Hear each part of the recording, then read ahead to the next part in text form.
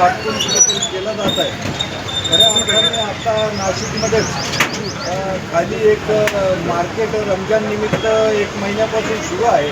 त्याच्यामध्ये सर्व दुकानं हिंदू आणि मुस्लिमांनी मिळून लावलेली आहेत आणि खरेदीदार सुद्धा हे हिंदू आणि मुस्लिम आहेत. आणि तिथे जाऊन जर चौकशी केली खऱ्या अर्थाने, मी तर म्हणतो सर्व चॅनलवाल्यांनी संध्याकाळी जाऊन त्या बाजारामध्ये पाहावं का दुकानात कोणी लावलेली आहे, दुकानामध्ये कोणकोणत्या धर्माचे लोक आहेत, कोणकोणत्या समाजाचे लोक आहेत, खरेदी करणारे कोणत्या समाजाचे लोक आहेत.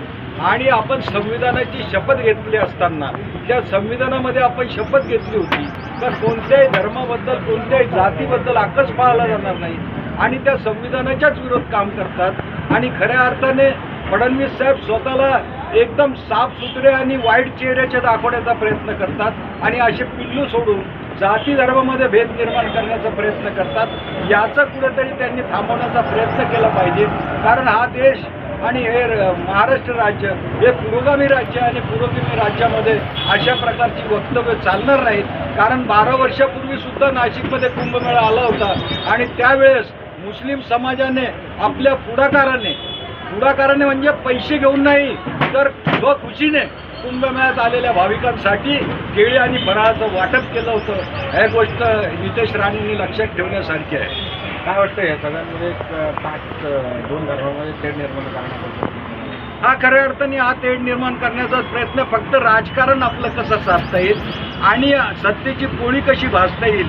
कारण यांना जे स्वतःला आता मोठं एखादं मंत्रिपद घ्यायचं असेल त्याच्यामुळे हे सगळं चाललेले चाळे आहेत.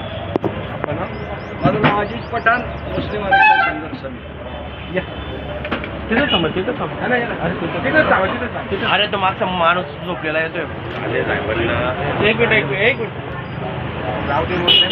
चल काय वाटतंय खरं तर आणि जे त्यांना सवय पडली हिंदू मुस्लिम त्यांच्याकडे काहीच मुद्दा नव्हता आणि प्रत्येक वेळी त्यांना मुद्दा भेटतच नाही. हाच एक मुद्दा आहे. हिंदू आणि मुस्लिम आमच्या महाराष्ट्रामध्ये नाशिक जिल्ह्यामध्ये कधीच असं झालं नाही. त्यांच्यामुळं आता हे जास्त होतं.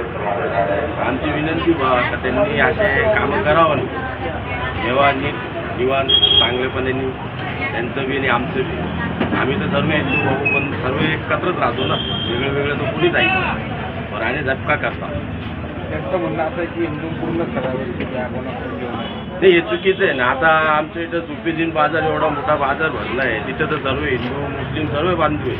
दुकाने भरपूर हिंदू लोकांचे बी दुकाने लागले. त्यांना म्हणा स्वतः येऊन बघा ना. तिथे भाषण नका देत जाऊ, येऊन बघत जा. मग लोकांच्या मनात आहे ना काय चाललंय काय नाही चाललंय ते तुम्ही नका बोलू. त्यांना कळतंय सर्व. माझं नाव आमच्या बोलता